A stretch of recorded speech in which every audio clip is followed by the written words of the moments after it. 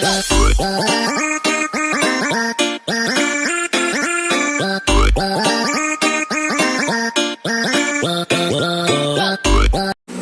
guys! So welcome back. So kasama ko si Tatay Andres. Ayan. Kasi pupunta kami doon sa kanilang bahay. Kasi birthday ni Nanay Gloria ngayon. No? Ilan edad ni Nanay Tay? 67 years old po yung age ni Nanay Gloria lang. Biro to. So punta kami doon. Mag-tour din tayo sa kanyang bahay. So saka doon kami kakain kami doon sa kanyang birthday. Ayan. So nasa highway lang po kami. No? Hindi kami nagmas kasi malapit lang. Ayan, so i-update ko kayo guys pag nandun na kami guys. Ayan. So ayan guys, no, i-mute ko na lang po yung music kasi hindi na po ako magsalita dun sa bahay nila ni Nanay Gloria kasi meron dun pong nag-video case, baka makapiright ako. So iti-take video ko na lang tapos nilagyan ko na lang po ng background music yung pagbibideo ko sa kanyang bahay at saka yung kung ano yung mga plans niya dun sa kanilang bahay. So ayan guys, let's go!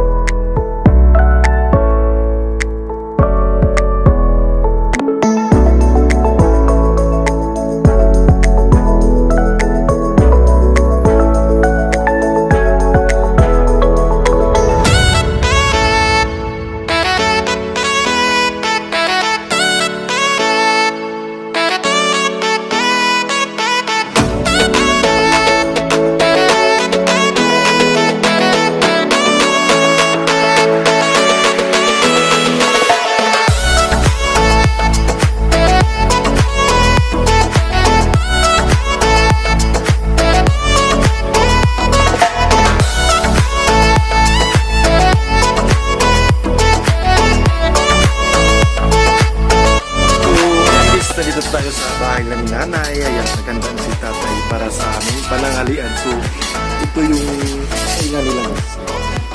Ayan.